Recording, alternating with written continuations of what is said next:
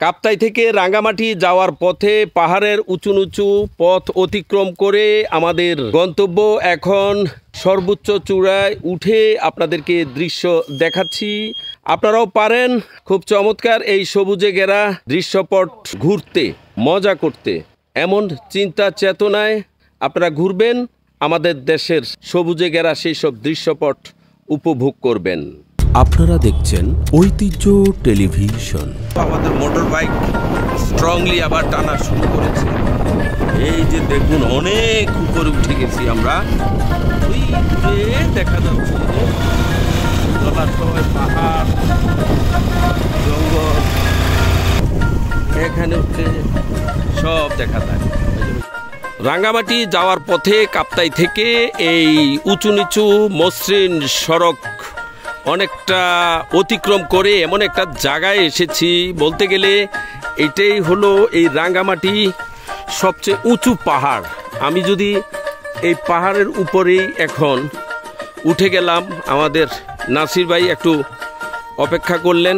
এই ফাঁকে আমি আপনাদেরকে চমৎকার রাঙ্গামাটি জেলার কাপ্তাই থেকে রাঙ্গামাটি যাওয়ার পথে সর্বোচ্চ পাহাড়ের উপর থেকে আপনাদেরকে এইসব প্রাকৃতিক সবুজে ঘেরা নৈসর্গিক লীলাভূমি আপনাদেরকে দেখাচ্ছি। এখানে অনেক দর্শনার্থী আসে, তারা দেখে আমিও আপনাদেরকে দেখানোর চেষ্টা করছি। অনেক দূরে ছোট ছোট বিনোদন কেন্দ্রগুলো আছে, লাল লাল রঙের টিন দিয়ে ঘর করেছে, এগুলো দেখা যাচ্ছে। আর এই যে আমরা এদিকে যাচ্ছি, বিশাল বিস্তীর্ণ জলাশয়।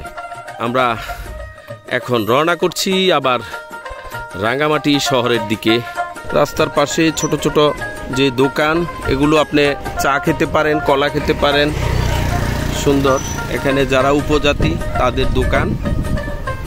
এই বনে উৎপাদিত সেসব ফল ফলাদি নিয়ে তাদের দোকান সাজিয়েছে।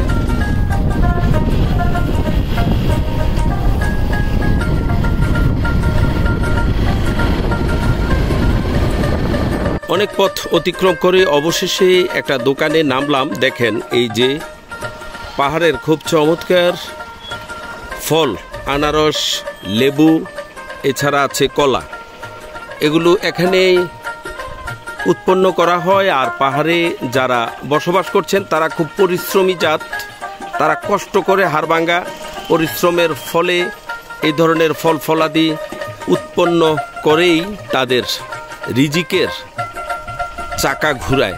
এমনটাই আমরা দেখতে পেলাম। কাপ্তাই থেকে রাঙ্গামাটি যাওয়ার পথে আমাদের নাসিরউদ্দিন ভাই অপেক্ষা করছে আমার জন্য।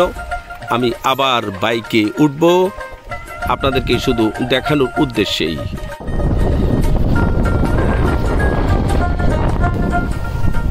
বিশাল জলরাশি দেখুন। আমরা কিন্তু রাঙ্গামাটির দিকে যাচ্ছি। কাপ্তাই থেকে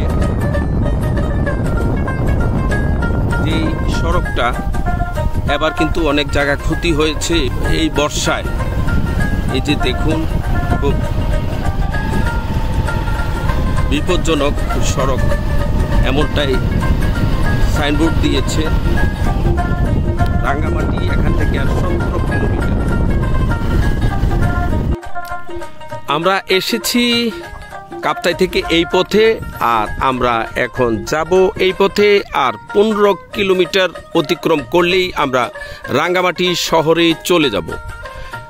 মাঝপথে কাপ্তাই হ্রদের উপরে অনেক লম্বা একটি ব্রিজ, আমরা ব্রিজের মাঝখানে দাঁড়িয়ে আপনাদেরকে দেখাচ্ছি পাহাড়ের দৃশ্যপট সবুজে ঘেরা। আর এই যে দেখছেন বিশাল জলরাশি, থই থই করছে জল। এই জলের হিম শীতল পরশ আমরা উপভোগ করার জন্যেই আজ এসেছি।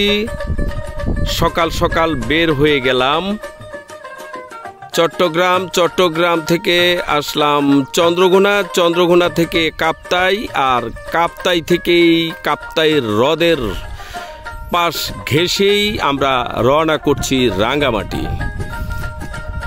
প্রাকৃতিক দৃশ্যপট কার না ভালো লাগে সবুজে ঘেরা চারিদিকটা, এই যেন সবুজের চাদরের আঁকাবাঁকা পথ অতিক্রম করে আমাদের গমন। আমরা এখানে দাঁড়িয়ে চারিদিকের দৃশ্যপট আপনাদেরকে দেখাচ্ছি।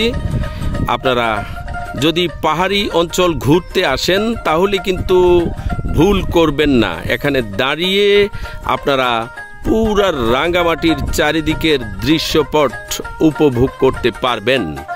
এছাড়া আপনি যদি এখানে কিছুটা সময় অপেক্ষা করেন তাহলে ওই যে নিচে দেখছেন নৌকা, সেই নৌকায় চড়ে এই কাপ্তাই হ্রদের হিমশীতল পরশ আপনি উপভোগ করতে পারবেন।